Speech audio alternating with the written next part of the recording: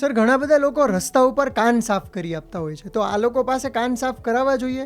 અને એ કાનમાંથી જે ઘણો બધો મેલ કાઢતા હોય છે એની પાછળની હકીકત શું છે? કાન એક નાજુક અવયવ છે અને બને ત્યાં સુધી બહાર રસ્તા પર બેઠેલા માણસોથી કાન સાફ કરાવવો એ હિતાવહ નથી લાગતું. ઘણી વખત કાનમાં એને લીધે વાગી જવાની પણ શક્યતા રહેલી હોય. પડદો એક નાજુક અવયવ છે, એને નુકસાન થવાની પણ સંભાવના રહેલી હોય.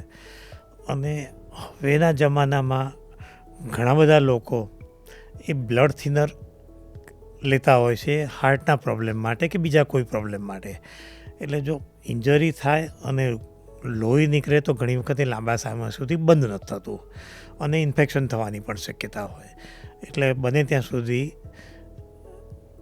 આ વસ્તુ અવોઇડ કરવી જોઈએ. અને અમે પણ જ્યારે તે ટ્રેન થયેલા ડૉક્ટર પણ કાનમાંથી વેક્સ કાઢે છે તો યુઝ્યુઅલી સેફ સાધન કે સિરિંજિંગનો ઉપયોગ કરે અથવા તો માઇક્રોસ્કોપમાં જોઈને વેક્સ કાઢતા હોઈએ છીએ કે જેથી કરીને કાનના પડદાને નુકસાન ના થાય.